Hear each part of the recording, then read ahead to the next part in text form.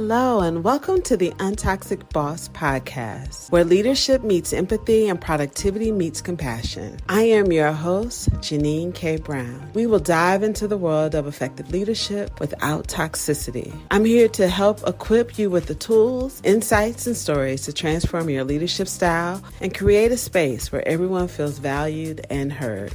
Welcome to the UnToxic Boss. Today, we're going to be talking about the impact of toxic positivity, downsides of excessive positivity in the workplace. I bet you did not know that you could be too positive and it could be toxic. So welcome to another enlightening show. Join us today for this compelling discussion where we tackle the concepts of toxic positivity, an excessive and often inappropriate overemphasis on positive outcomes that can undermine genuine human emotions and adversely affect workplace dynamics. Our guest, Carolina Perez Sanz, brings over 2 decades of coaching experience to explore the subtle ways toxic positivity manifests, its impact on employees' mental health, and how it can disrupt team cohesion. We'll delve into the strategies for fostering an emotional, intelligent workplace that values authentic expression and realistic optimism. But before we bring Carolina up, we want to remind you that we have some resources for you that you can use in your workplace. Go out to our website. You'll find these great resources at www.everyday-lead.com. But now let's get to our topic. I'm so excited. Carolina, welcome to the show. I am so thrilled to have you here with us on the UnToxic Boss podcast. Hi, Janine. It's so great to be here with you finally after so much back and forth. I'm Right. excited. That's what happens with busy women, right? We out here doing stuff. And Yes. so we're trying to get things, trying to schedule, but I am so happy that we've been able to get you here for today's topic. So why don't you tell our audience a little bit about you and what you do? Thank you. I am a coach. I coach people individually, one-on-one, leaders, creatives, and also I coach teams and relationship systems. And all of the work I do stems, or I approach it from a relational intelligence perspective. So if I coach a leader, I coach the leader in relationship with themselves. Like, what are those internal characters that are inside of that leader that are making them make certain decisions? And if I coach somebody around money, for example, I'm going also to take this relational approach. And of course, when I coach teams in organizations, what I try, or what I do, what I work on to build this cohesion between members that are part of the system. And so I help them see the relationship. That's the work I do. I love that, because I think sometimes we come to work and we're so focused on the what we have to do that sometimes we're so hyper focused on it that we negatively impact the who we're doing the work with. So to hear that your coaching approach is focused on the interpersonal skills and that interrelationship that we have with ourselves and how that manifests when we're interacting with other people. Like, we're sisters in this work, right? Trying to create untoxic bosses, trying to create workplaces where all can thrive. And I know there has to be a lot of psychological safety that comes up in some of your conversations. So I have a question for you. What are some of the big breakthroughs that your clients have experienced when you are working on the inner, like the relational part of their lives, as it kind of relates to the work that they do every day? Yeah, I love that question, because one of the first things people usually say is, for example, if I say to them, who is telling you that in your head? They say, no, it's me. And then I tell them, well, it's not you. It's a part of you. What part of you? So once they're able to identify that we have our core self, and then there are other parts of ourselves, some of them are beneficial to us and are helping us, like we call them allies,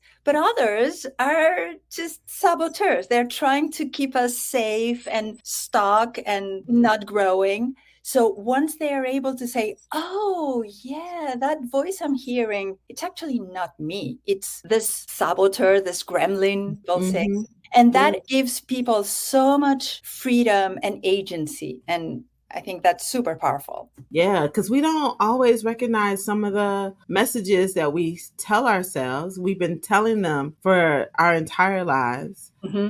and we don't even know where they came from, right? I used to have this message I told myself that I had to be the best, and excellence was, this place I was thriving for. And I was like killing myself trying to be excellent in how I tied my shoes and how I play, like I studied my science. And by the time I got to college, this level of excellence, you get into the workplace, right? It was this message. And I was like, where did I pick this up? Yeah. And realizing that in some places, being good enough was enough. Yeah. So, Yeah. But also, as women, we are often looked with a double standard. So, well, that's a whole nother show, Carolina. exactly. That's a whole nother show. Well, let's get into today's topic. Okay. So today we're going to be talking about the impact of toxic positivity and the downsides of excessive positivity in the workplace. Carolina, tell us, define toxic positivity and how it contrasts with healthy positivity. Mhm. As you said before, it's an overemphasis on the positive part, right? So it's an emphasis of wanting and willing and the need to be always feeling positive and happy and optimistic. But when that happens, and it's great that we had the little conversation about the parts of selves. When that happens, we are silencing some things that are in our heads. Well, it depends. Like if we are very, very happy, what's true for us is positivity. But if we're not truly happy, we're Mhm. silencing this truth in ourselves. And of course, that's a burden on people's minds and soul, I would say. So the difference between this toxic positivity, which is I'm not going to acknowledge my difficult feelings that I'm feeling right now because I need to show up as super optimistic and positive. When I do that, I am just not being healthy because I'm not being true to myself. Instead, if I healthily positive, what I do is I first acknowledge the difficult situation that I'm in, the Mhm. difficult feelings that I'm feeling. I see them. I accept them. I say there's nothing wrong with those negative feelings or difficult feelings. And now let me choose something different. But that the healthy positivity stems from awareness. Like I first accept and see all my feelings. And then I say, okay, I know that these negative or very difficult feelings are there, but I choose to feel something else. And that's healthy positivity. I like that. I don't think I always had the language for this toxic positivity. I Mhm. would always tell my younger leaders that people don't need a cheerleader all the time. We need you, you can't cheer someone into the type of performance that you need, especially if their performance needs to be addressed. I've always seen leaders say, they were like, well, I don't want to give anybody no bad news. They're afraid of that. And I don't know if I'm just a little biased in my positioning. So I'm going to ask you, why does this happen? Why do you see leaders maybe be too positive to the point that it becomes toxic? Like Mhm. what drives that sort of behavior? I think in the first place, or maybe after the pandemic, where when we have started to have these back-to-back meetings, everything is a meeting, and we need to cover agendas and think and do things, and people are sometimes all over the place. We are not giving enough space and time for people to really be themselves and get to know other people without an agenda. And that's one of the things that I see happening when, for example, if I were an employee and I were to connect with my leader, because they're so busy, I need to come up with an agenda. So they're not going to give me space to really tell them I'm struggling or I'm feeling challenged by something. And therefore, because the leader is also very busy and is not giving me space to be myself, they're going to want to go to be efficient and to want to go directly into the positive thing. So that's one thing and I think the other thing is that leaders nowadays, at least some of the leaders I see, are lacking a little bit of maturity. and they don't want to hear bad news. Like they're not maybe emotionally intelligent enough. I'm not saying all the leaders are like that. And I know that a lot of leaders who are like that are coming to coaches like us and are wanting to really develop that. But I see a lot of missing leaders. Like they're just doing the purely process work. Like they're doing the task oriented work instead of leading from a human perspective. That's what I'm seeing. And when I hear employees complaining or lamenting the type of life that they're having in their workplace, I see that like my leader doesn't want to hear to my struggles. Yeah. I think a lot of people have forgotten how the workplace has changed, right? So we have about 4 generations currently in the workplace. You have the baby boomer, you have the Gen X, you have the millennials, which is a very large population. Yeah. And I would even say there are 2 populations. You have an older millennial that is 40. And then you have a younger millennial that's, younger than 40, but still could be 30, right? So, you have this group, and then you have our incoming workforce, which is our Generation Zs. And so you see these people who have entered into the workplace in so many different times in history, right? The baby boomers coming in during a more of a industrial type revolution where men still were primarily the breadwinners and working, and women were not in the workplace, to now women are the majority in college classrooms. They are taking more leadership roles, and they are the head of the household. Sometimes, even when there's a man there, head from a financial standpoint, right? So the larger breadwinner. So we have all these different dynamics. And I think your point about the level of maturity is so crucial because of these different dynamics. So you might have a baby boomer or a Gen X that could be 53 years old in the workplace, working with someone who's 27, where the 53-year-old never really talked about their personal life in the workplace.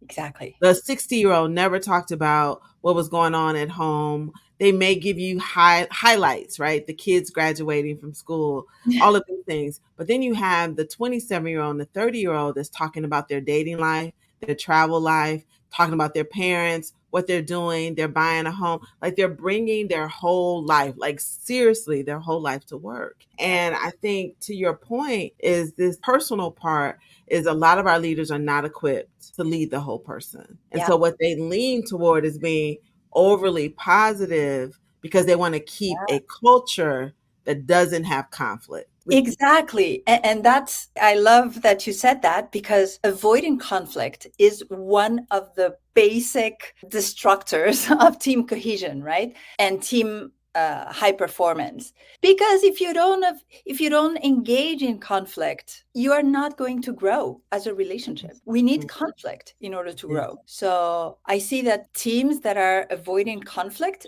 because of what you said, like maybe leaders are not equipped to stand emotionally in face of conflict. When that happens, we have teams that are just, as I said before, very process oriented, very task oriented, but they're not able to engage in meaningful collaboration and meaningful communication. And that is also very difficult for the employees, I guess. Yeah, it definitely is. And I know we don't come to work to fight. We don't want to be beefing at work. But I mean, studies show that when there's healthy workplace conflict, people are far more creative, innovative. They feel like their voices can be heard. They can challenge ideas, which is the same definition of psychological safety. For sure. Yeah. Oh, this is so good. So this is a great segue into us talking about the impact, this toxic positivity and its impact on our well-being. So, toxic positivity can impact the individual's stress level, our mental health, overall job satisfaction. So tell us, how does toxic positivity affect an individual's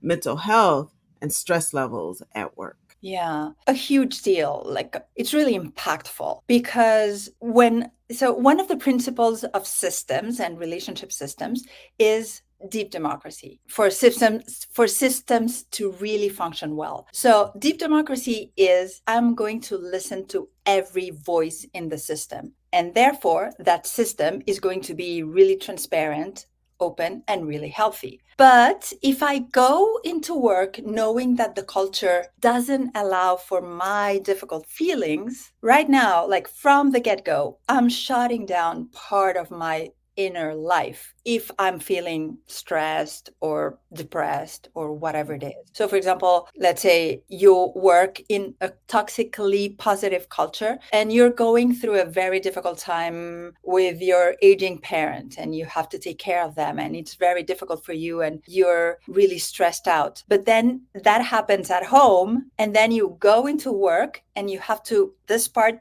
doesn't exist right now. Mm-hmm. That is horrible. Like it's very difficult. It constrains our bandwidth. It narrows our creativity. Of course, we're not being whole. And as, for example, Marshall Rosenberg, the creator of nonviolent communication, would say, our needs are our life in action. So if I'm not fulfilling my needs, for example, the need to be honest with myself and be whole, I'm partly dead inside. So, Yeah. Hey, listeners, thank you so much for being a part of the UnToxic Boss community. If you are listening to today's show on Apple Podcasts, do me a favor. Go to the app, give us a 5-star review, or is it 4 stars? Give us a positive review. Tell people why you like this podcast. This will help boost our ratings so that other people can learn how to not be a jerk at work. Thanks.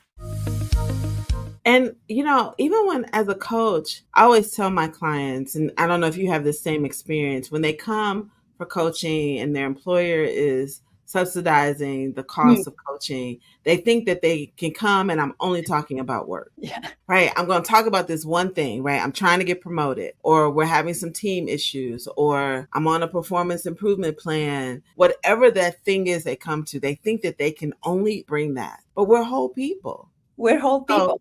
So you find that, maybe my performance is lacking because right now my spouse and I are having some challenges in our marriage, or I have an aging parent or a child who's misbehaving or ill. There's life happening.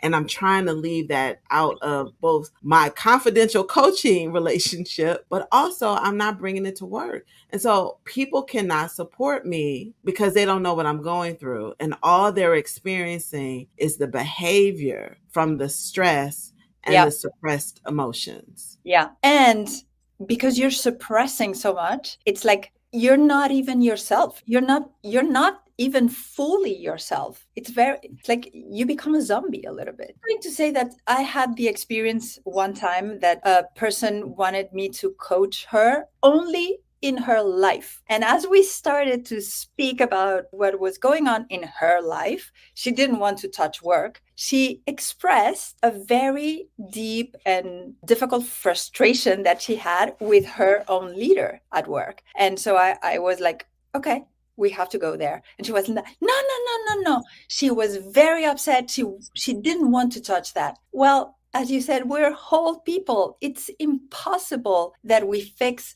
anything in an area if we don't fix everything in every area. That's exactly right. And so, and I hope that, our listeners are picking up on that, right? Trying to compartmentalize your life is also, that's the impact on your well-being in a culture that's focused on toxically positive, right? And that's it. And so, as we kind of sum up this segment, it's really, focusing on, we have these suppressed emotions, cognitive dissonance, impaired relationships.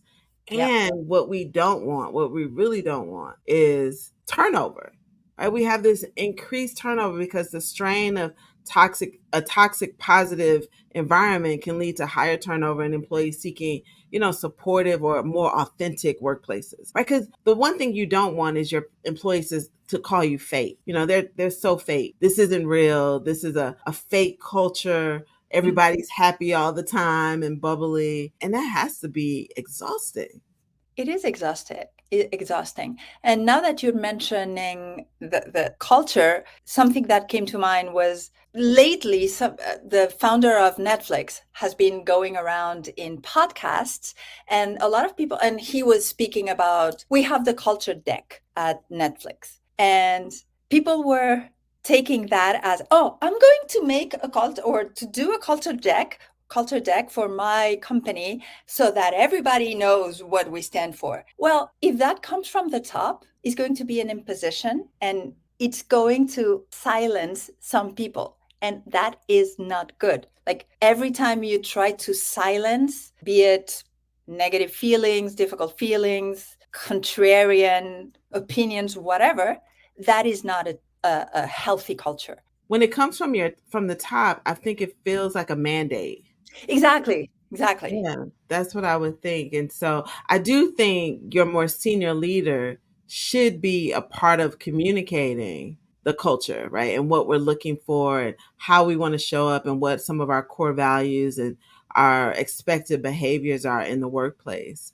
But I think it has to be a collective conversation where we say, we Yeah. talk to our employees. And this is what was important to all of them. And here I am as the messenger, right? I'm the CEO, I'm the messenger of what you want so that we can have an open dialogue about it. So, Yeah. I think that that's so important. I'm glad you shared that story. So when other CEOs and, HR leaders and talent development people are listening to today's show, that they think about this, like who is the messenger of your culture? Who's talking about what is expected in the behaviors and what's rewarded so that the message doesn't get lost in hierarchy? Yeah. Yeah. Let's talk about team dynamics when it comes to toxic positivity. How does this impact trust on teams when the team is trying to be too positive and it leans into toxicity? Going back to this idea of deep democracy, if you want a relationship system to be healthy, you need to, or we need, if we're in that relationship system, we need to hear all the voices. And when I say voices, I don't mean Janine's voices or Carolina's voices. I mean all the voices that I have in my head, which are different opinions, different feelings, different attitudes, right? So if I'm shutting down the negative voices because they don't, they don't fit with the culture, then a lot of people may be feeling excluded or at least partially excluded. And that's going to have them fear or doubt whether they really fit in that culture because they're going to be thinking, well, if they want only positivity and I'm not that, or I'm not there all the time, maybe I don't fit here. And because I may not fit here, but I need the job, I'd better like not speak my truth. So I'm not going to be authentic. I'm not going to show up whole. And therefore, it's impossible to build trust with me because I'm not being myself fully. And that is happening to everybody else in the room. So how can you build trust with somebody else if you know that you're not yourself and you know that the other person is not themselves? It's impossible, right? It's So I'm glad we're talking about trust because I think trust is a foundational value that teams need. And individuals need in their organizations. And so you're right. So if I'm faking it every time I interact with you and trying to be who I think you want to be, and I think even when I hear words like culture fit, like in the interview process, like we're looking for a good culture fit. Well, that sounds like to me, you want me to fit in and be like everyone else. And if the majority of the team are white men and I'm a Black woman, I can't be like you. My points of view, my experiences, my lived experiences are completely different. Even with the same type of education and level of education, how I view the work is going to be very different. And I hear often too, like we want people who are willing to assimilate into the culture. And that's always to me like, well, what does that really mean? That in itself is so toxic. I mean, I hear that and I run away as far as I can because that is like what comes to mind is 1984, George Orwell's novel, because it's like, oh, either you are or you are not. If you're not, you're out, right? Yeah. That is very dangerous, in my opinion. It is. And especially when we have such a global workforce. Yes. And you have all these different cultures around the world that are working together. But even here in the US, when you have people who are working with on teams that are so diverse with languages, Yeah. dialects, the way they were raised, even the kind of foods we eat, right? So, when you have that, then you miss out, I think, on an opportunity to create a team that is rich Yeah. in inclusion, because we want to be inclusive, and we start using words like assimilate or to get along, because what that does is turn into groupthink, which eventually you avoid giving the type of feedback and giving the support, and problems can hide in cultures like that, right? There are issues going on that no one's talking about. Exactly. And that's actually one of the symptoms that the culture or the team dynamic is poisoned or toxic. Because when there are things that people don't want to talk about, that is telling you that something is not working well. And yeah, groupthink, I think, is very, very dangerous. And I get very frustrated because everybody's like, oh no, well, there was this backlash with DEI and all that, but they're like, oh no, we really appreciate diversity and inclusion, and they want a 1 hour workshop to check the box, and then they still do the, yeah, we're looking for a culture fit. How can you assimilate to the culture of the company? Well, first of all, you don't understand diversity. You don't understand psychological safety. You're speaking about it all the time. And maybe, I don't know, so yeah, that gets me a little frustrated. Yeah, it is a little frustrating. So let's, as we kind of close out a little bit here, what are some things that you've heard people say, possibly, or behaviors that you've seen, so that our listener can distinguish between, is this toxic positivity or is this healthy positivity? So can you give us some examples or some things that you may have experienced personally, or your clients in your work? One thing that I think summarizes the toxic positivity a lot is, don't bring me problems, bring me the solution. Like, oh, you're not willing to talk about the problems. Okay, thank you very much. How can I bring the solution? How can I invent the solution if I'm not going to have conversations about the problem with other people? So we know that collaboration and co-creation is more powerful than one single mind thinking about a solution, right? But if we are saying, no, don't bring me the problem, bring me the solution, I'm shutting down this possibility of co-creating a solution to a problem. So I've heard that. Also, sometimes, and I think I know it's well intentioned. For example, if they say choose joy, okay, choose joy is fantastic. But have you acknowledged the difficult feelings before? Because if you haven't, then it's toxic positivity. And it feels like when people are like, oh, but choose joy. Yeah, it didn't go well, but yeah, who cares? Let's choose joy. That's not. And something that I experienced with some business partners, and it was very, I mean, I didn't feel particularly well, is that something went wrong. I wanted to do this kind of retrospective to analyze what had happened, and they were like, oh no, this belongs to the past. We don't want to engage, we don't want to dwell in that thing.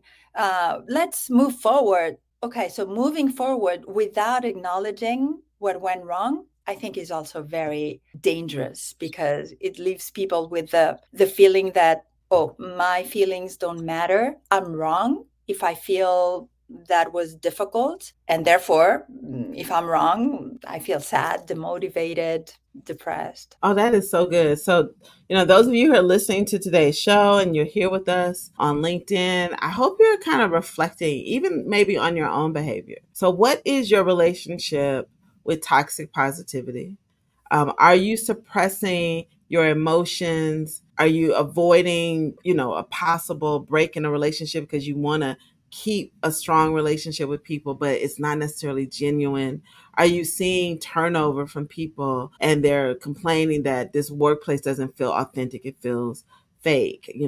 I think Carolina has given us a lot of things to think about, right? Are you uncovering hidden problems? Is there a lack of support on your teams and in your culture? Are there surface level interactions, right? We say hi, how you doing? Fine, and no one's actually engaging in deep, meaningful conversation at work, either about the work through a lens of healthy conflict or just personal relationships. Is there a large amount of groupthink, right? Are you on teams that have worked together for a long time and you view your cohesion as being a strong team? And then finally, are you avoiding feedback? Because, Yeah. we don't like feedback and it feels uncomfortable. We think it's always negative, and I think oftentimes it's because we're not giving people true action items in which they can take that feedback and actually apply it to. So, Carolina, this has been a great conversation. I think it's a starting point for people to look at their organizations and say, are we faking positivity? Are we putting on a good face so that we can be on best places to work, the list of best places to work, or we don't want people to go out on social media platforms and say anything bad about us, but we got all these issues, right? It's bubbling under the surface. Can you tell our listeners how they can work with you, how they can connect with you, so that they can continue this conversation and this work on themselves in relationship with themselves and others? Yeah, that's great. Thank you. So they can come to my website. LinkedIn profile is Carolina Perez Sanz. That's it. So I'll be happy to assist everybody on LinkedIn. If they want to shoot me an email, it's carolina@co-lumina.com. luminacoaching.com. And yeah, happy to work with organizations that really want to build thriving cultures. Thank you so much for joining us today, Carolina. Thank you for being here. And everyone, thank you for joining on today's show. We'll be back with another exciting episode of the UnToxic Boss, because we're on a mission to help you not be a jerk at work. We want to introduce you a resource that we know that will impact your life and your career. It's a book, Unstuck and Unstoppable. It is the ultimate guide to overcoming obstacles and achieving your goals. With practical tips and inspiring stories, the book will help you leverage your value, increase your visibility, and gain recognition to accelerate your career.